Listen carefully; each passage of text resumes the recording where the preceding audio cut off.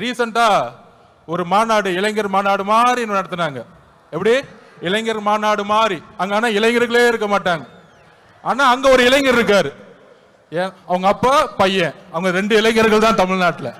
அந்த இளைஞர்கள் சொல்றாங்க, மாநாடு போட்டு இளம் பெரியாராம். யாருப்பா இளம் பெரியாரு? பெரியாரோட வரலாறு தெரியுமா? பெரியார் ஸ்பெல்லிங் படிக்க தெரியுமா உனக்கு? மழையில படிக்க கொடுத்தா?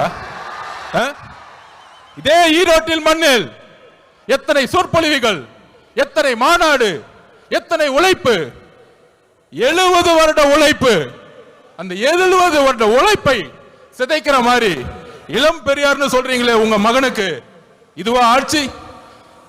திராவிட கழகம் என்ன செய்து கொண்டிட்டு இருக்கிறது? பெரியாரை அவமானப்படுத்தும் பொழுது இதே உங்க மகன் 5 வருஷத்துக்கு முன்னாடி சினிமால சமூக நீதினா என்னன்னு கொஸ்டின் கேட்டார்.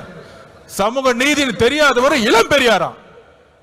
யாருங்க இங்க இளம் பெரியார்? மக்கள் கிட்ட நம்ம கேட்கிறோம், யாருங்க இளம் பெரியார்? நீங்க சொல்லுங்க, யாருங்க இளம் பெரியார்?